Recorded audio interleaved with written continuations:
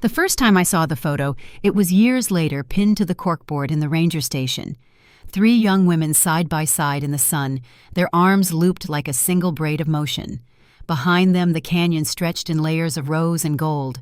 But what froze me wasn't their smiles. It was the faint blur behind them, a shape in the rock face that didn't belong. Even now, when the evening wind moves across the rim, I still see that picture in my mind, and I can almost hear the desert breathing. Before I go any further, tell me where you're listening from, and tap subscribe if you believe every buried truth deserves daylight. Back then, March rolled in soft and dry. The mornings were cold enough to see your breath, but by noon, the air shimmered near 70. That's how spring feels up here, a balance of life and danger, the kind that keeps you humble. I lived in a small government cabin just past the south entrance where the pine trees open into red earth and the smell of juniper drifts through the window screens.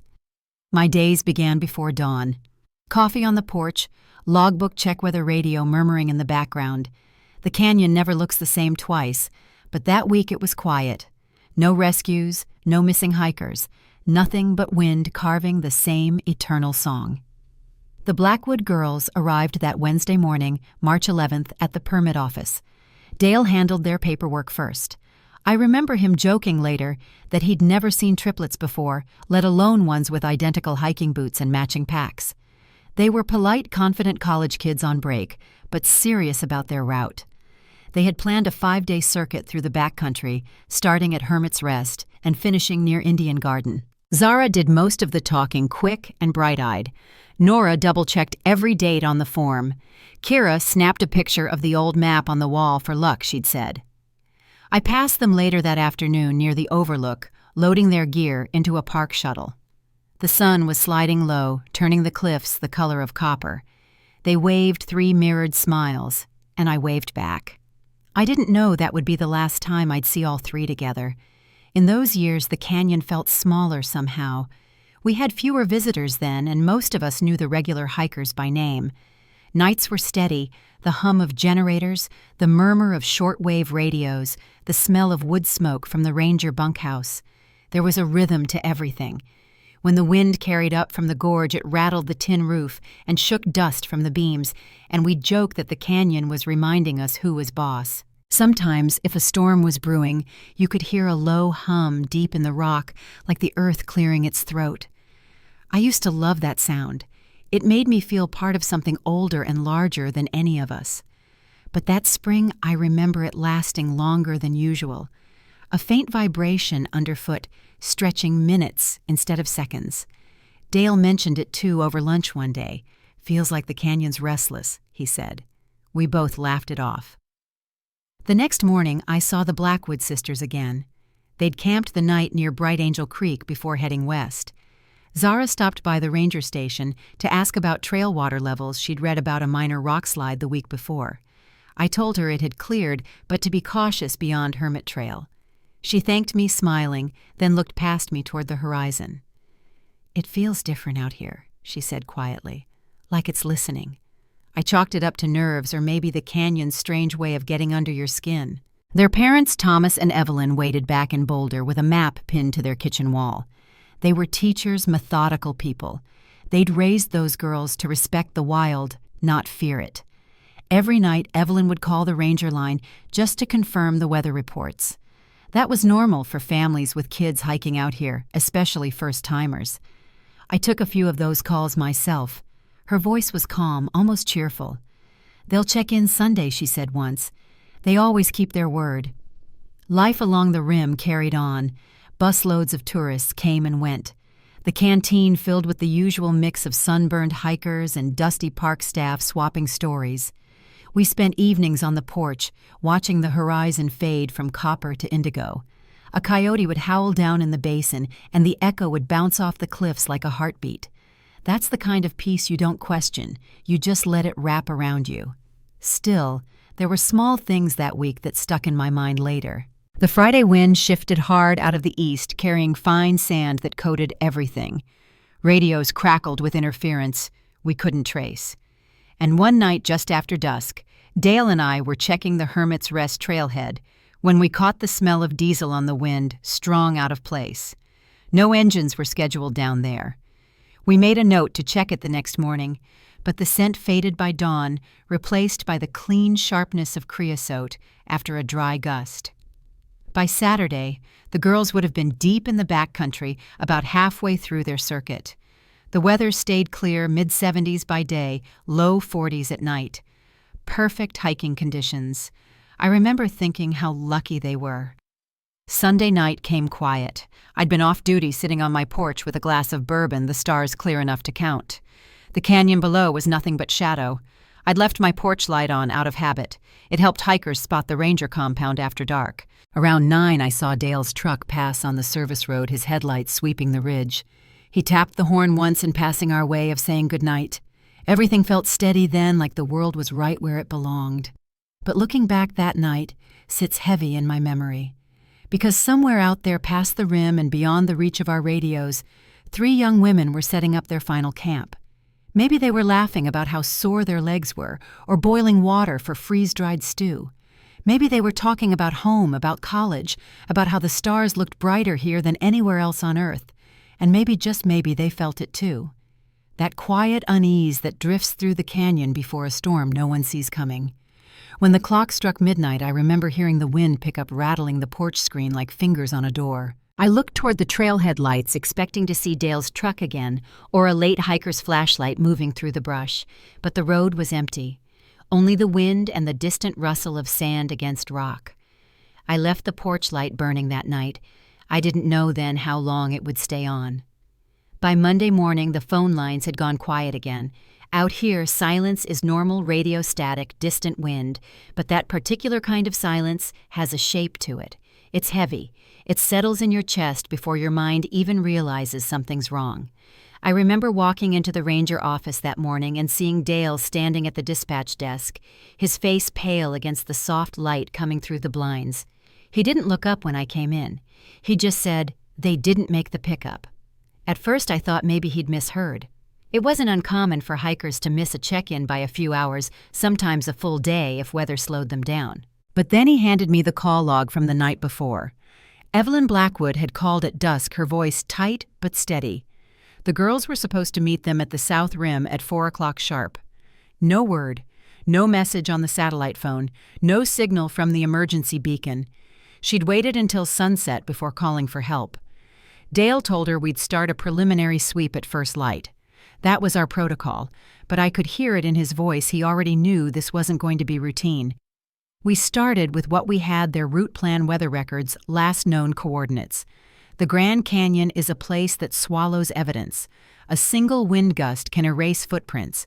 A rock slide can seal a path forever. By noon, 2 helicopters were in the air grid, searching the corridor between Hermit's Rest and Monument Creek. From the air, everything looks endless waves of sandstone and shadow. Down below, our ground teams fanned out across the switchbacks, shouting the names of 3 young women into the emptiness. Only the echoes answered. By the 3rd day, the search had expanded to over 50 square miles. We had teams rappelling down sheer walls, combing dry washes, sweeping with thermal cameras at night. Nothing. No gear, no scraps of fabric, no campfire ash. Not even a signal from the GPS units they'd been carrying. When a hiker goes missing, you look for patterns, places where they might have turned back, shortcuts they might have taken. But this time, there was nothing to follow. It was as if the canyon had opened its mouth and taken them whole. I'd worked dozens of disappearances before. Some end quickly, most don't. But I'd never seen one erase itself so completely. We even checked the fault lines for recent movement, wondering if a rockfall had buried their camp. The seismograph readings showed nothing out of the ordinary. The only anomaly was a faint electromagnetic spike detected near Hermit's Rest. 2 nights after they vanished, a blip the technicians wrote off as atmospheric interference. I remember staring at that report for a long time, tracing the lines of numbers as if they might spell an answer. They didn't. The Blackwoods stayed in the park for the first week, sleeping in one of the lodge cabins. I'd stop by after shift changes to give them updates, even when there wasn't much to say. Evelyn kept a notebook on the table, writing down every search location and every name she heard on the radio. Thomas barely spoke at all. He'd walk to the overlook each night with a pair of binoculars staring out into the dark, like a man trying to will the canyon to give his daughters back. After 10 days, headquarters began to scale back operations. Statistically, after that much time, survival odds dropped to near zero. We didn't say those words out loud, but everyone felt them hanging in the air. On the 13th day, Dale stood beside me at the overlook as the last helicopter circled low and disappeared toward the horizon. The wind was up that evening, carrying sand that stung your eyes. Dale turned to me and said quietly, "They're gone, Dan." I didn't answer. I just kept watching the dust rise and fall like breath. The case went cold, filed under presumed fatality. The official line was that they'd lost the trail run out of supplies, succumbed to exposure. It was a narrative people could live with tidy rationale. But even then, something about it didn't fit. The sisters were careful, experienced, too methodical to all vanish without leaving a trace. Every ranger who'd met them said the same. Still, the canyon doesn't care how prepared you are. Out here, nature always gets the last word. 3 years passed. Life moved on, or at least it pretended to. Tourists came, buses rolled in and out, and new names filled the permit logs. The Blackwoods stopped visiting after the first anniversary. They sent flowers once a year, white lilies always 3 stems, and then nothing. But those of us who'd worked the case never forgot. Some nights when the weather turned and the canyon hummed, Dale and I would find ourselves back at the overlook, standing in the dark without talking, as if we might hear something if we stayed quiet long enough. It was on a Thursday in early spring 2012 when everything changed. I'd just come off a maintenance patrol when the radio crackled with a voice I hadn't heard in months. Dale's tight and urgent. "Dan, you'd better get to the visitor center right now." There was something in his tone that cut straight through the static. I drove there faster than I should have, gravel kicking up behind the truck. When I walked in, the whole front lobby had gone still. A medic was kneeling beside a young woman seated on the bench, her head bowed, arms wrapped around herself like she was trying to hold her body together. Her clothes were torn and sun-bleached, her hair matted with dust, skin burned raw from sun and wind. I might have thought she was just another lost hiker until she looked up, and in that instant the room tilted. I'd seen that face before hundreds of times on flyers, bulletin boards, news reports. Zara Blackwood, 3 years gone. Sitting right there in front of us alive. The next hours blurred. Paramedics brought her to the clinic for evaluation. She weighed barely 100 pounds, dehydrated, pulse racing. Her voice was hoarse, her thoughts scattered. Every question seemed to drift past her. "Where have you been? Are your sisters with you?" She'd stare off at something invisible, then whisper, "They're still down there, waiting. Down where?" That's what nobody could answer. At first, the doctors thought she was in shock, maybe suffering from delusions caused by trauma and dehydration. But as the days went on, her story fragmented as it was started to draw a different kind of attention. She talked about places that didn't exist on any map, tunnels beneath the canyon, voices in the dark air that tasted like metal. And she kept insisting she'd only been gone a few days, not years. The medical report said otherwise. Her injuries were fresh, her clothing weathered but not aged. It didn't make sense. Detective Ray Hutchkins came down from Flagstaff to take over. Ray was a steady man, the kind who didn't let rumors get ahead of facts. He asked me to walk him through the original search to pinpoint where things stopped making sense. We went back over every record, every radio log, every field note. He didn't say much until the end when he set the file down and rubbed his temples. "You ever get the feeling," he said, "that someone else was writing this story?" While we weren't looking, Zara began to recover slowly. The hospital assigned a trauma psychiatrist, Dr. Amanda Cross, to help her piece things together. In her clearer moments, she'd draw maps on napkins, lines and circles that spiraled downward arrows, pointing to hidden chambers beneath Hermit's Rest. At first, we thought it was symbolic, the mind trying to make sense of loss. But her drawings were precise, technical almost. She'd mark ventilation shafts, side tunnels, even notes about air currents. Ray showed them to a geologist who confirmed that none of it matched known cave systems. I watched from the edge of those sessions, quietly taking notes. There was something in the way Zara spoke, a conviction that chilled me. "It's not over," she told Dr. Cross once. "You'll see when the light changes. That's where they hid it. She couldn't or wouldn't explain what it was, but the word hid stuck with me. Ray finally decided to check it out. He assembled a small team rangers cavers, a geologist named Dr. Sarah Chen, and asked me to join. We hiked out to the area near Hermit's Rest one cold morning, the canyon still half asleep in the blue light before sunrise. Zara had drawn an X on the map about a mile beyond the marked trail. When we reached the spot, it looked like any other section of cliff, a wall of fallen rock, scattered boulders, and wind-carved crevices. But something about it felt staged. The debris was too even, too deliberate. When I brushed away sand from one of the stones, I saw faint scoring tool marks. It took us hours to clear a small opening, just wide enough for one person to squeeze through. The air that came out was cold and stale, carrying the faint scent of oil. Dale lowered his flashlight first, and the beam disappeared into black. Then I followed him down. The tunnel sloped sharply smooth in places where hands or machinery had shaped the walls. 50 feet in the light hit metal rail tracks embedded in stone, and beside them footprints, fresh ones.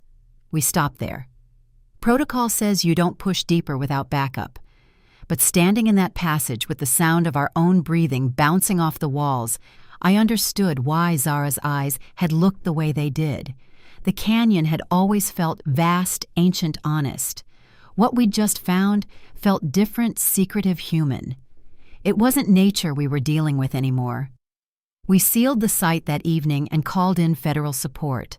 As the last light faded over the rim, I stood by the entrance, listening to the wind spill out from the darkness below. It was faint, but in it, I thought I heard something that didn't belong, the low hum of a generator far beneath the earth. That night back in my cabin, I couldn't sleep. Every time the wind rattled the screen, I pictured those three sisters somewhere under the same canyon floor I'd walked for decades, and the cold realization crept in. Maybe they hadn't been lost to the wilderness at all. Maybe the wilderness had been covering for something else entirely. And just before dawn, as the first light touched the rim, my radio crackled once, just static, then a brief pulse like a heartbeat. I listened until it went silent again. Whatever was waiting down there, it wasn't finished with us yet. When we went back into that tunnel a few days later, it didn't feel like a cave anymore. It felt like trespassing. The entrance we'd uncovered had been reinforced overnight by federal engineers, just wide enough for a few of us to squeeze through with gear. The air was cold and heavy, holding that faint mineral smell you get near mines, something between iron and damp stone. Our flashlights cut thin cones of light through the dark, catching dust that hung still in the air, as if even time had stopped moving down there. The sound of our boots echoed off the walls, hollow and distant, like we were walking through the belly of something alive. Detective Hutchkins led the team steady and slow, his voice low over the radio. Dr. Sarah Chen, the geologist, trailed behind with her instruments, whispering readings that made less sense the deeper we went. Every few yards, the rock changed color rust reds into pale grays, then smooth cuts of black basalt that looked wrong. Some of the walls were clearly shaped by machinery, not nature. We found drill-scoring chisel marks, even old bolts half buried in sediment. It wasn't erosion. Somebody had carved their way through this earth. 50 yards in, we found what looked like a small camp, a triangle of sleeping bags and scattered supplies half covered in dust. A cracked water bottle with Kira written in faded black marker leaned against the wall. Nora's college ID lay near a burned-out lantern. I remember standing there for a long time, the silence pressing down. You could almost feel them in that space, 3 young women who must have sat here waiting, scared, maybe thinking they'd found shelter. Dale crouched beside the remnants of a fire pit, sifting through ash that crumbled under his gloves. He looked up at me and shook his head. "This wasn't that long ago," he murmured. He was right. The smell of char was still faintly there. We pressed deeper, guided by Zara's sketches. The floor sloped down in a careful spiral, as if designed to guide water or people towards something hidden. There was a faint hum, too, somewhere far below us. It wasn't wind. It had a rhythm to it, mechanical. Dr. Chen stopped at one point and pressed her hand against the wall. "Feel that?" she asked. The rock was warm. There shouldn't have been heat that far from the surface. About 300 feet down the tunnel opened into a chamber maybe 20 feet wide, ceiling high enough that our lights couldn't reach it. We found tables made from scavenged wood and sheet metal coils of wiring and generators still faintly warm to the touch. Someone had left in a hurry. On the far wall hung maps of the canyon, large hand-drawn with red lines connecting points across the park like veins. Dozens of circles marked specific coordinates. I recognized a few as old trail routes, but there were others unmarked areas, restricted zones, places nobody should have been digging. Then we saw the photographs, hundreds of them clipped to twine and pinned across one section of wall. Most were hikers, couples, families, groups of students. Some had dates scrawled in marker, others had circles drawn around faces. And right there near the center were 3 pictures I knew immediately. Zara, Nora, and Kira smiling at a trailhead I'd stood beside myself years earlier. The air left my lungs all at once. Whoever had done this hadn't just stumbled on the sisters, they'd been watching them long before they disappeared. Ray was quiet for a long time. Then he said, "This isn't just a hideout, it's an operation." He was right. There was equipment scattered around that could move rock ventilation ducts, running overhead fuel drums stacked against the wall. And paperwork, blueprints, government correspondence, rejected mining applications going back more than a decade. Someone had tried to get permission to mine under the canyon, been denied, and decided to do it anyway. We found boot prints in the dust, some small, some heavy. A few matched Zara's size exactly, but others were fresher, leading deeper into the system. We followed them until we hit a second descent, an industrial staircase bolted into the stone, leading into darkness that swallowed our light. By then, our radios were fading in and out, static building, until only fragments of words made it through. Dale was the first to say it. We shouldn't go further without backup. No one argued. When we finally emerged back into daylight, my watch read nearly midnight. We'd been down there almost 10 hours. The canyon was silent except for the wind. I remember leaning on the hood of the truck, watching the horizon and trying to make sense of what we'd just seen. It wasn't just about the sisters anymore. There were too many signs, machinery maps, surveillance photos, routes that stretched beyond park boundaries. Someone had been building something massive under one of the most protected places in the country. Over the next few days, the site filled with investigators, FBI, Park Service officials, environmental specialists. They mapped every tunnel, every chamber, every marked coordinate. The deeper teams went, the stranger it got. There were levels far below the first chamber, hundreds of feet down, where fresh air shouldn't exist yet somehow did. They found rooms wired with lights and powered tools underground, quarters built into the stone with cots and tables. And they found more evidence of people who'd been living or working there. One of the lower tunnels opened into a vast chamber that made the earlier ones look small. It was half the size of a football field walls, carved smooth and glistening under floodlights. And along one side, carved into the stone itself, were a series of narrow opening cells, each barely large enough for a person to lie flat. Most were empty, but a few still held remnants of bedding, tin cups, scraps of clothing. In one, someone had scratched words into the rock. When I leaned close, my flashlight caught a single name carved over and over again, Nora. My stomach turned. I could picture her down there counting days by etching marks into the wall, trying to hold on to herself in that endless dark. In the next cell over, we found scribbled equations and crude geological sketches Kira's handwriting confirmed later by her parents. Even trapped, she'd been trying to understand where they were, what kind of rocks surrounded them, maybe how to find a way out. The thought of it still gets to me, the idea of 2 sisters using whatever knowledge they had to fight against a world of stone closing in on them. The further investigators went, the clearer it became. This was no small operation. They found heavy drilling rigs, compressors, and cables running through the walls like arteries. Samples collected from the rock revealed traces of lithium and cobalt minerals worth a fortune on the black market. The mining had been going on for years, maybe decades. And the workers, they weren't employees. They were captives. By the time Ray pieced it together, the scale of it was staggering. Whoever had built that system had been abducting people, mostly experienced hikers, those who could survive the terrain without raising suspicion when they disappeared. They'd been forced to maintain equipment, expand the tunnels, and all of it was hidden under the name of a defunct mining project that had never been approved by the government. Every disappearance we'd written off as lost to the canyon might have been something far darker. We tried tracing the logistics, how they moved supplies, where the fuel came from, who financed it. The answers pointed outward across state lines into corporate networks and shell companies. One name came up again and again, a mining engineer named Marcus Thorne. He'd vanished years earlier after falsifying environmental studies and losing his license. Now it looked like he'd turned that knowledge towards something far worse. The discovery triggered one of the largest manhunts I'd ever seen. Roadblocks went up across Arizona, Utah, Nevada. Surveillance footage was pulled from every service road and checkpoint. But whoever ran the canyon operation had a head start. They'd been monitoring our communications for years, using radio scanners tuned to park frequencies. By the time we found the tunnels, they'd already started to vanish.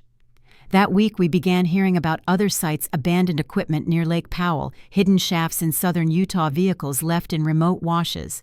Each one led back to the same network, and in every one of them, there were signs of people being kept underground, some for months, some for years. I can still remember the faces of the agents reading off those names, realizing just how many missing hiker cases suddenly made sense. Late one evening, after a 14-hour day cataloging evidence, I walked back to the original entrance. The generators below had gone silent. All that was left was the wind slipping through the crack in the rock, carrying with it the faintest smell of diesel, and something else metallic, old like blood on rust. I thought about the Blackwood sisters again, Zara alive but broken, Nora and Kira somewhere deeper, maybe still breathing, maybe not. I told myself that if Zara had made it out, the others could too. Hope is a stubborn thing. It doesn't die easy out there. That night, when I finally lay down in my bunk, the silence of the canyon pressed in harder than ever. Every creak of the walls, every whisper of wind, felt like something moving just below the surface, unseen, but listening. And somewhere between waking and sleep, I caught myself thinking that maybe the canyon hadn't been hiding a secret at all. Maybe it had been trying to warn us. The next morning, as we were packing up, a call came over the radio from a ranger post 20 miles north. They'd found 2 more concealed entrances, one newly disturbed tire tracks leading out onto a service road that connected straight to the state line. The voice on the radio was shaking when he said it. They knew we were coming. I looked out toward the horizon, the sun just beginning to spill gold over the ridges. The canyon looked calm again, ancient and still. But I knew better now. I knew that somewhere beneath that quiet tunnels still ran deep, and somewhere inside them the rest of the story was waiting. The morning they found the vehicles, the canyon air felt different, colder somehow, though the sun was already up. Ray called me out to the service road just beyond the north sector, a narrow track the maintenance crews used that wasn't open to the public.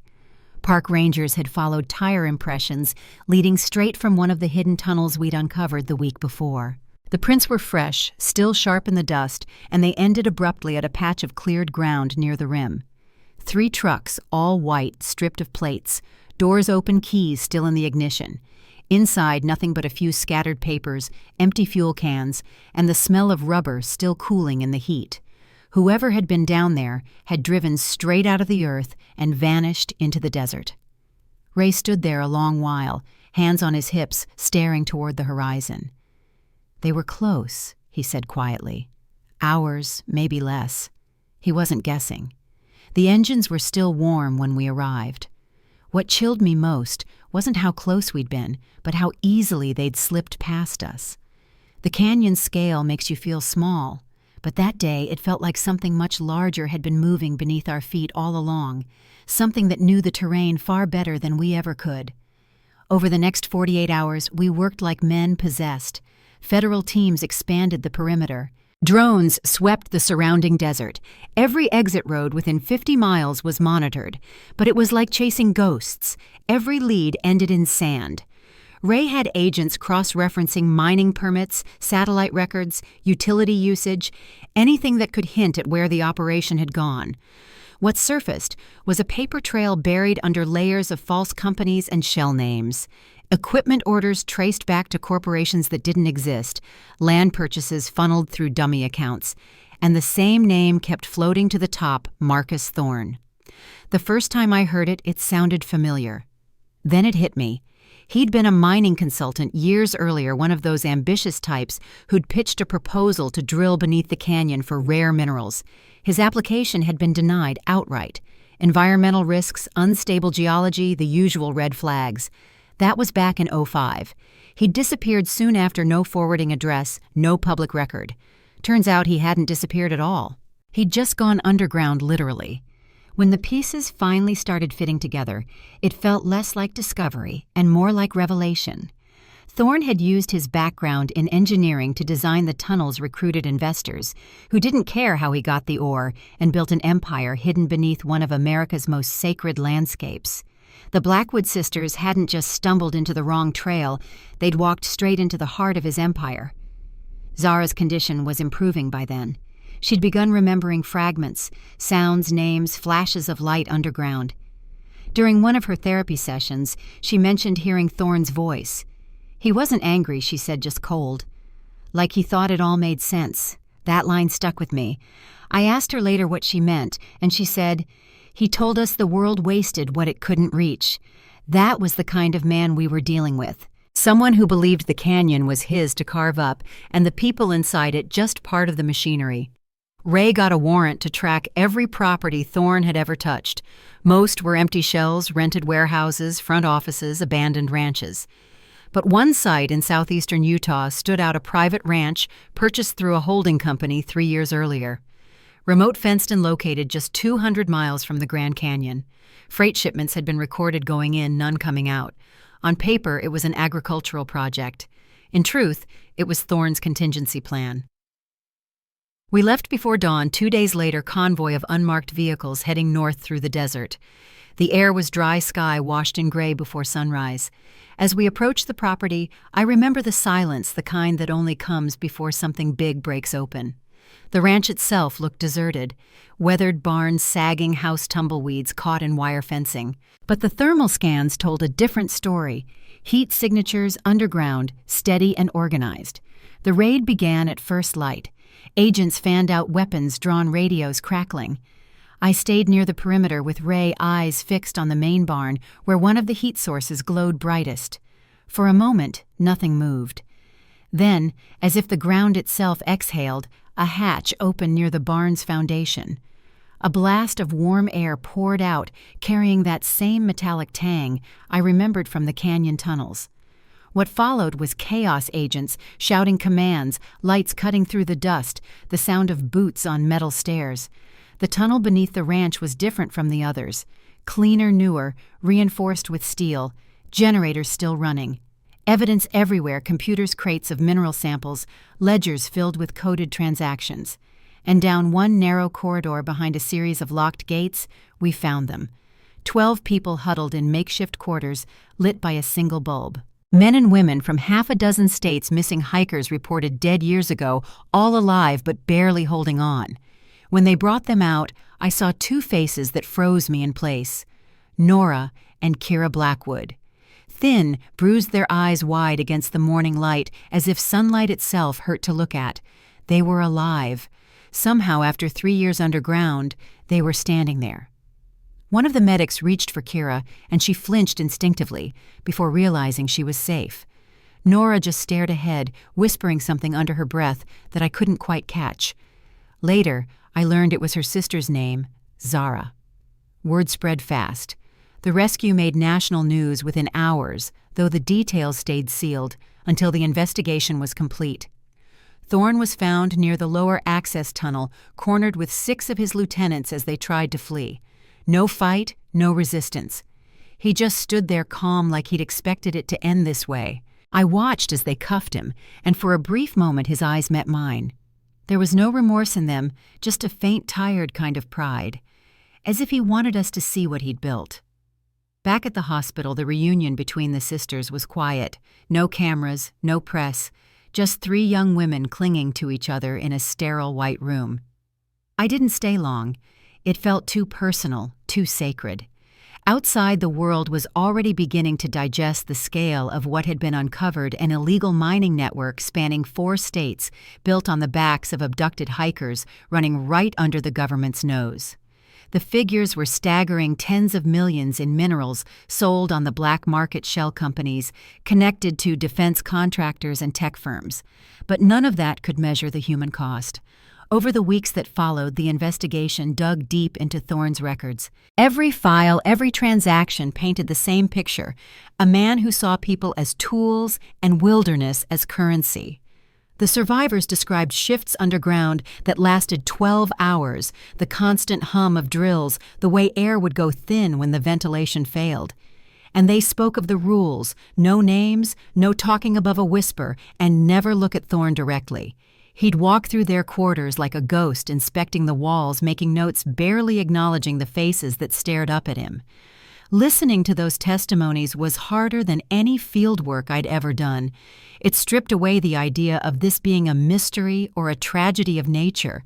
It was man-made, deliberate, evil, built by design. Thorne's arrest didn't end it. There were others: financiers, logistics managers, guards, all part of the same machine. As each was taken and new details surfaced. Thorne had planned to relocate the entire operation across the border within the month. If Zara hadn't escaped when she did, we might never have found any of them. That thought kept me up at night. When the dust finally settled, Ray turned to me one evening as we packed up the last of our gear from the command post. "You ever think about how deep it goes?" he asked. He wasn't talking about the tunnels. I knew what he meant. Every time we think we've mapped the limits of what people are capable of, someone proves us wrong. The canyon felt different after that. The silence no longer held peace. It carried memory. Whenever I stood near the rim, I could almost feel the layers beneath me, tunnels carved by greed and fear still echoing faintly underfoot. And yet, in that same quiet, there was something else. A sense of defiance, maybe, or survival. Because even in that darkness, 3 sisters had endured long enough for one of them to find her way back to the light. I don't know what became of Thorne's empire after the trials began. The papers called it the Canyon Network. Federal indictments spread wider than anyone imagined. But to me, it wasn't a headline. It was the sound of a single voice on the wind that I couldn't forget, the way Zara had whispered, "They're still down there." She'd been right. Weeks later, when I walked past the sealed tunnel one last time, the entrance was quiet, covered with reinforced stone and warning signs. I placed my hand on the rock, half expecting to feel that old vibration again. There was nothing, just the stillness of a canyon reclaiming itself. But sometimes, late at night, when the desert cools and the wind runs low across the rim, I swear I can still hear the faint hum of machinery deep below. Maybe it's memory. Maybe it's just the canyon breathing again after holding its secret for too long. Either way, I know this much: the story wasn't over yet. There was still one last reckoning waiting above ground, and the truth of what they built down there would change everything we thought we knew about what lies beneath our feet. The trial began that following spring. By then, the canyon had thawed from winter, but the air around that courthouse in Flagstaff felt sharp, almost brittle. Reporters lined the sidewalks, cameras glinting in the sun, while families of the missing stood shoulder-to-shoulder, faces tight with quiet resolve. Inside, the hum of voices settled into the kind of silence you only hear in rooms where truth is about to be spoken out loud. Marcus Thorne sat at the defense table, looking smaller than I expected. Not frail, just diminished. His hands rested on the tabletop, fingers still as stone. No remorse, no anger, just a hollow calm that chilled me more than any display of guilt could have. Across the room sat the survivors, the 12 men and women we'd brought out of that Utah ranch. Among them were Nora and Kira, both still pale from recovery, both clutching each other's hands like it was the only thing keeping them upright. Zara wasn't there the first day. Her doctors said she wasn't ready. When she finally did appear, 2 weeks into testimony, the courtroom went silent. They told their stories one by one, voices trembling, but steady enough to carry the weight of what we all needed to hear: the conditions underground, the forced labor, the long days without light, the nights when air grew thin and the sound of drills never stopped. Each word landed heavy. I'd seen crime scenes I'd walked through horror before, but hearing it from their own mouths stripped away any sense of distance. It wasn't just what Thorne had done, it was how methodical he'd been. Every rule, every punishment, every false promise designed to turn people into tools. When it was Nora's turn, she stood taller than I thought she could. Her voice was quiet, but her eyes never left Thorne's. She talked about carving her name into that stone cell, not to be remembered, but to prove she had existed. About whispering to her sister through cracks in the rock when they weren't allowed to speak. When she finished, the courtroom sat in silence for almost a full minute. Even the judge didn't move. Kira spoke the next day. She brought drawings, rough sketches of the tunnel's diagrams she'd made to stay sane, trying to understand the geology around them. She said she believed that if she could map the rock, she could find a weakness, a way out. It was her way of fighting back, she said, of refusing to be erased. I'll never forget that phrasing, refusing to be erased. When Zara finally took the stand, she spoke differently, fragmented, almost poetic at times, as if her memory was stitched together with emotion instead of chronology. But it was powerful. She told the court how she escaped through a section that collapsed after an earthquake, tremor crawling for days through cracks barely wide enough to breathe through. She said she didn't run because she thought she could survive. She ran because her sisters told her to. The courtroom broke when she said that. You could hear people crying softly in the benches. The prosecution's evidence painted the rest of the picture. Bank records offshore accounts a decade of secret transactions linking Thorne to illegal rare earth exports. The total profit exceeded $50 million. He'd built an empire on silence, one no one knew existed until it broke open from the inside. When the verdict came, it felt less like a victory and more like a long exhale. Thorne was sentenced to life without parole. 6 of his accomplices received terms ranging from 25 to 40 years. Some of them wept. Thorne didn't. He just stared forward, expressionless, as the judge read the words, a callous disregard for human life. I remember thinking he looked relieved, like he'd finally been caught in the act of being who he truly was. Afterward, the sisters disappeared from public view. The press tried for interviews, but they kept their distance. I can't blame them. Healing isn't something you perform for cameras. Months later, I heard they'd moved north for a while, somewhere quiet. They started working with victim support networks, consulting with search and rescue teams, helping families of the missing understand what to ask for, what to demand when a loved one vanishes. For us, the ones who'd worked the case, the aftermath came in quieter ways. The park implemented new safety protocols. Ground-penetrating radar was introduced to scan for unauthorized digs. Hiker permit systems were updated to track movement in real time. It didn't erase what had happened, but it built a kind of fence between then and now, a promise to never be caught blind again. Ray retired a year after the sentencing. He said he was tired of seeing good land used for bad purposes. I understood. Dale stayed another season before moving east closer to family. As for me, I stayed on a little longer, partly out of duty, partly because I couldn't stand the thought of leaving those trails to anyone else. Even now, when I walk the rim, I can still feel the weight of what's beneath it, the tunnels sealed off the stone pressed tight against everything we found there. The canyon looks the same to most people. Tourists still lean over the guardrails, cameras flashing, kids throwing rocks to hear the echo. But to me, it changed forever. The light feels different in the mornings, more fragile somehow. And when the wind rushes through the gorges at night, there's a tone in it I can't quite name. It's not haunting, it's more like remembrance. The earth keeping its own record of what happened. One afternoon, about 2 years after the trial, I got a letter in the mail.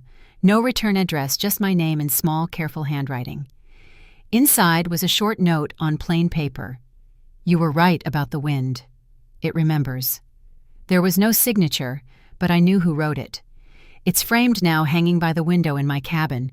Sometimes when the wind hits the pane just right, I swear I can hear a faint hum behind it, like the canyon itself breathing through the scars it's still healing from. The Blackwood sisters later founded a small nonprofit. They called it Echoes of the Lost. It funds drone-assisted search teams for missing hikers and provides trauma counseling for their families. The first case they funded, a young man missing in the Cascades, was found alive after 3 days thanks to those drones. Zara attended the recovery in person. Someone caught a photo of her standing on the ridge, sunlight catching the edge of her hair, a small smile on her face. When I saw that picture, I realized it wasn't triumph I felt. It was gratitude. Gratitude that somehow, after all that darkness, she'd chosen to walk back into the light. As for Thorne, he remains in a federal facility back east. There's talk he spends his days writing technical notes, sketches of mining equipment, old habits he never shook. I doubt he'll ever truly understand the lives he destroyed, but maybe that doesn't matter. The canyon reclaimed his tunnels, the wind filled them, the dust settled. Nature has a way of closing wounds we can't. Every now and then, tourists ask me about the case. They say they've heard rumors, stories of lost hikers' tunnels rescue missions that went too deep. I tell them what I can, but mostly I tell them this, that the canyon isn't just rock and river, it's memory. It keeps what we give it, good and bad, and eventually it gives some of it back. Sometimes in the form of beauty, sometimes as a warning. When the Park Service installed a small plaque near Hermit's Rest to honor the victims and survivors, I went to the dedication.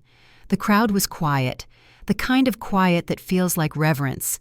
The plaque was simple, just names and dates. Below them, a single line. They were never lost to the canyon. They were found by it. I stood there long after everyone left, watching the evening sun stretch shadows across the stone. For the first time in years, the wind coming up from the gorge felt gentle again. Time moves on, even when part of you stays behind. That's what I've learned. You don't forget stories like this, you just learn to live beside them. You learn that survival isn't about strength or luck.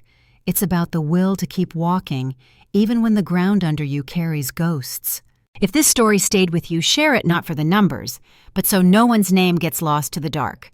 Because somewhere out there in some other quiet place, someone's waiting to be found. And the wind still remembers.